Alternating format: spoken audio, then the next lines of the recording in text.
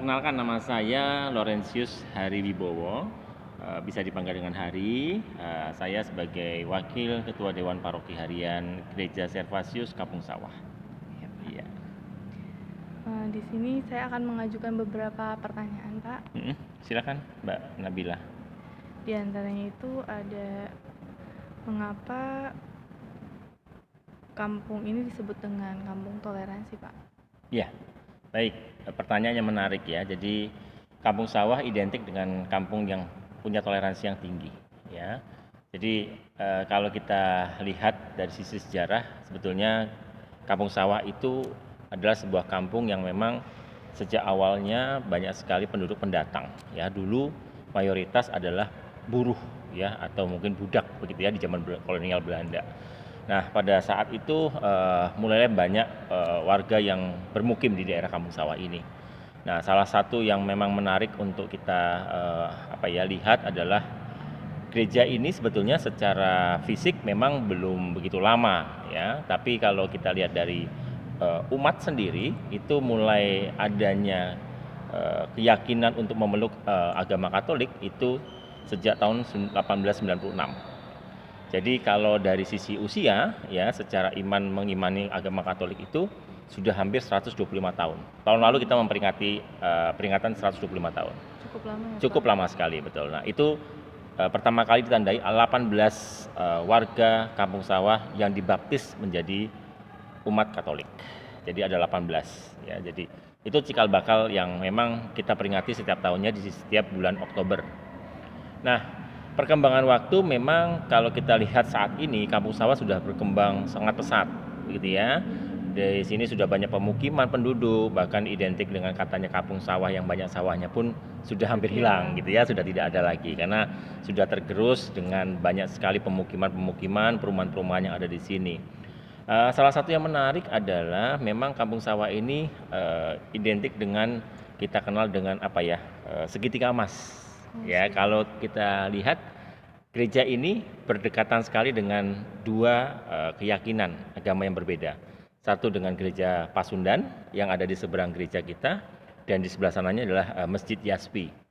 Nah, ini adalah satu keunikan bentuk kerukunan yang kita sudah jaga sejak dahulu, sejak nenek moyang yang ada tinggal di sini, sehingga kami melihat bahwa toleransi itu sudah tumbuh berkembang sejak zaman dulu. Jadi kita tidak merasa ada perbedaan di sini. Sebagai warga asli orang Betawi pun merasa sangat suka dan senang sekali, bahkan tinggal di sini pun banyak sekali warga-warga pendatang yang sudah hidup, makan, minum air Kampung Sawah. Seperti itu.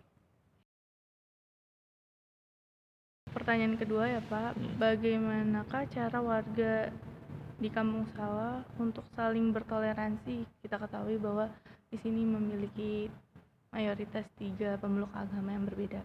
Iya, sebagai diketahui ya, untuk jumlah umat kita di Kampung Sawah ini, khusus umat Katolik ini ada kurang lebih 12.195 jumlahnya. Ya, dari sisi jumlah umat itu terdiri dari 66 lingkungan dan 14 wilayah. Jadi tersebar nih ceritanya ya, tersebar. Nah, kalau dari sisi populasi umat kita kurang lebih hampir 12.000 sekian, kita lihat bagaimana dengan kehidupan bermasyarakat yang ada di Kampung Sawah. Kalau dari sisi kehidupan bertoleransi, kehidupan bermasyarakat, di sini sangat majemuk sekali. Dan kehidupan di sini itu memang betul-betul identik dengan kehidupan yang sangat menjunjung tinggi toleransi. Ya, contohnya yang sederhana adalah kita selalu rutin mengadakan setiap tahun kalau di gereja kita ini ada namanya ngeriung bareng. Nah, ngeriung itu istilahnya atau identiknya adalah seperti kita pertemuan lah, silaturahmi gitu ya. Kita ngobrol bareng, duduk bareng gitu, cerita bareng dengan semua warga yang berbeda keyakinan. Nah, di situ apa yang didiskusikan ya? Tentunya tentang terkait dengan kehidupan sosial masyarakat. Masalah-masalah yang ada di sosial masyarakat. Kami di sini tidak pernah mengangkat suatu tema yang lebih ke arahnya ke sifatnya politik, tidak pernah. Karena keyakinan politik itu adalah hak masing-masing individu. Tapi lebih pada kehidupan sosial yang ada di masyarakat.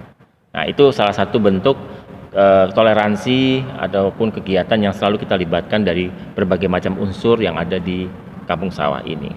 Nah, di samping itu, kalau dari sisi kehidupan di umat di gereja Katolik ini, bentuk toleransi yang kita lakukan contoh seperti bulan suci Ramadan.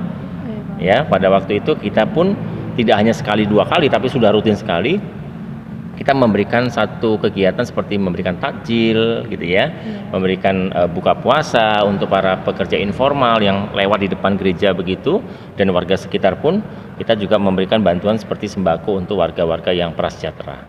Jadi itu kegiatan yang sudah sangat rutin gereja Katolik khususnya lakukan, dan juga yang tidak kalah pentingnya sebentar lagi kita akan memperingati Idul Adha gitu ya, hewan kurban. Gereja pun tentunya juga berpartisipasi. Kami memberikan hewan kurban bagi beberapa lembaga pendidikan ya seperti di Yaspi, kemudian pesantren juga yang ada di Yamat gitu ya, dan juga ada di Al Aziz ya di Rawabogo, seperti itu. Berarti banyak sekali apa bentuk-bentuk usaha untuk tetap menjaga toleransi masyarakat di Betul. Kampung Sawah ini ya Pak. Betul sekali. Yang ketiga ada pertanyaan itu pesan dan harapan yang ingin Bapak sampaikan untuk remaja zaman sekarang yang mengenai pentingnya toleransi dan antisipasi terhadap rasisme Pak. Iya. Seperti kita tahu memang budaya luar itu sangat kuat gitu ya, pengaruhnya untuk kita sendiri di Indonesia. Bahkan dengan teknologi yang saat ini yang serba digital gitu ya, banyak sekali media-media yang memang kita akhirnya mengadopsi gitu ya, mengadopsi segala macam informasi yang cepat sekali mempengaruhi pola perilaku kita.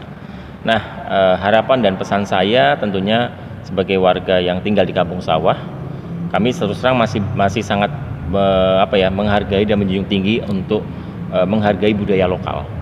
Kearifan lokal itu identik dengan bagaimana kita melestarikan budaya itu sendiri. Nah, bagaimana nantinya untuk anak masa depan, ya orang-orang muda yang tentunya kita harapkan menjadi penerus gitu ya dari kita yang saat ini sudah berperan untuk tetap melestarikan budaya itu. Contoh sederhana adalah Gereja Katolik ini mengangkat suatu tagline ya, slogan yaitu Oase Rohani Bernuansa Betawi. Nah, itu adalah salah satu ciri khas yang memang ada di Kampung Sawah, khususnya di Gereja Katolik Kampung Sawah. Artinya seperti yang mungkin Mbak Nabila lihat, saya pakai ornamen seperti ini gitu ya. Ada peci, ada baju koko gitu ya, ada sarung gitu ya. Nah, itu adalah ciri khas. Ya, artinya kita menjaga kearifan lokal yang ada di Kampung Sawah. Juga tadi ibu-ibunya juga ada pakai kebaya encim gitu ya. Itu kan identik dengan budaya Betawi gitu ya. Nah, itu sekali lagi bagi kami di Kampung Sawah bukan suatu yang alergi karena itu sudah turun temurun. Sudah bagian dari Kampung Sawah ya, Betul Pak? sekali. Jadi siapapun yang tinggal di Kampung Sawah harus mengerti dan paham terkait dengan hal seperti itu. Nah, sehingga kita harapkan terutama orang mudanya, kita harapkan tetap menjaga dan melestarikan itu supaya budaya-budaya asli Kampung Sawah utamanya seperti itu ya tetap terjaga, tetap terlindungi, dan juga tetap menjadi salah satu poin utama untuk mengangkat harkat dan martabat bangsa Indonesia. Ya Pak, baik. Jadi banyak sekali bentuk-bentuk yang selalu diterapkan agar kedepannya generasi di Kampung Sawah ini bisa terus menjunjung tinggi rasa toleransi ya Pak. Karena Betul. kita ketahui kalau di Indonesia memang memiliki berbagai macam suku, ras, dan agama Pak. Betul sekali, betul sekali. Terima kasih Pak atas waktu luang Bapak dan kesempatan menerima kami untuk datang dan berkunjung di Gereja Katolik ini Pak. Ya, sama-sama Mbak Nabila. Terima kasih. Selamat malam. Kenalkan, saya Vita dari mahasiswa Bayangkara. Saya datang ke sini ingin mewawancarai Bapak mengenai kampung toleransi yang ada di Kampung Sawah ini. Pertama, nama Bapak dan jabatan apa sebagai apa? Saya Ali Akbar, saya sebagai staf di Yayasan Pendidikan Fisabilillah Kampung Sawah ini, khususnya di bagian pendidikan. Kenapa Kampung Sawah ini itu dinamakan Kampung Toleransi?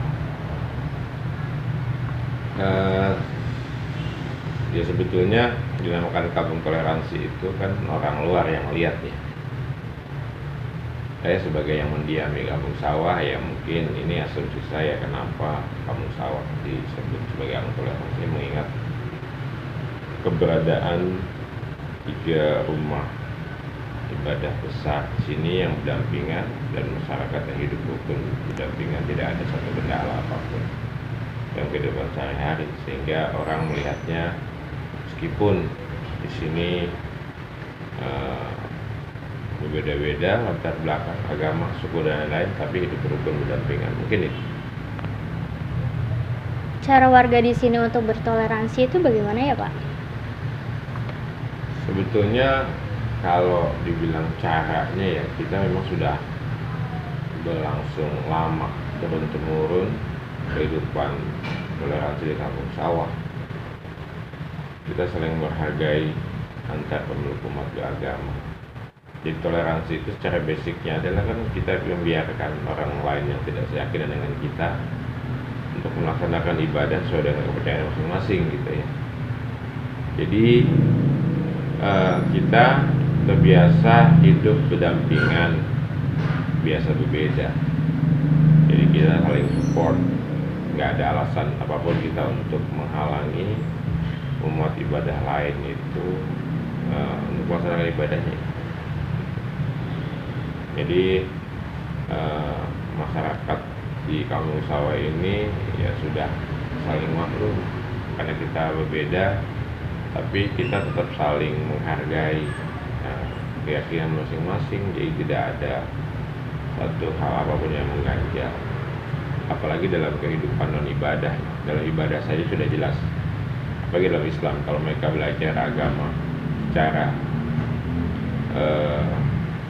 lebih dalam lagi ya, kita tahu bahwa lakum dinukum waladim. Untuk urusan agama kita masing-masing gitu, tapi dalam urusan muamalah kehidupan sehari-hari kita bisa bergaul, berhubungan dengan siapapun tanpa melihat latar belakang suku maupun agama dan lain-lain. Gitu ya Pak. Kalau pesan dan harapan Bapak ini yang mau disampaikan kepada pemuda-pemuda di zaman sekarang mengenai pentingnya toleransi dan antisipasi terhadap rasisme itu bagaimana ya Pak? Pemuda, ya saya harapkan bahwa pemuda itu harusnya mereka menjadi pelopor tentang equality, kemudian toleransi di kalangan kita. Tapi saya yakin bahwa pemuda-pemuda kita sekarang sudah jauh lebih terbuka ya tentang latar belakang agama, suku dan lain-lain. Karena kalau kita bicara soal teknologi sekarang sudah semakin mengglobal, tentu anak-anak ini sudah tahu bahwa kita tidak lagi menjadikan latar belakang agama ataupun suku jadi untuk menjadi pemikiran kita ketika bergaul ataupun berinteraksi. Jadi paling tidak sekarang anak muda ikut melestarikan satu kebudayaan bangsa Indonesia yang memang kita terdiri dari berbagai macam suku, bangsa, agama yang kemudian diikat dalam naungan Negara Kesatuan Republik Indonesia, sehingga ke depannya ketika kita selesai urusan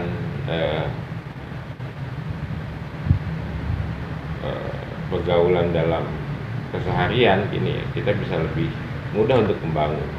Karena kalau keadaannya sebagian mereka masih memikirkan tentang bagaimana latar belakang agama dan lain-lain, kemudian terjadi konflik, bagaimana kita akan membangun ke depannya.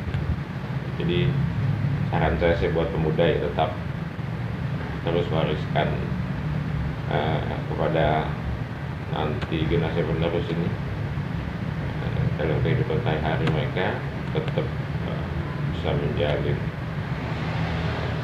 pergaulan dalam kehidupan sehari-hari tanpa melihat suku, agama dan lain-lain. Baik, terima kasih Bapak atas wawancara.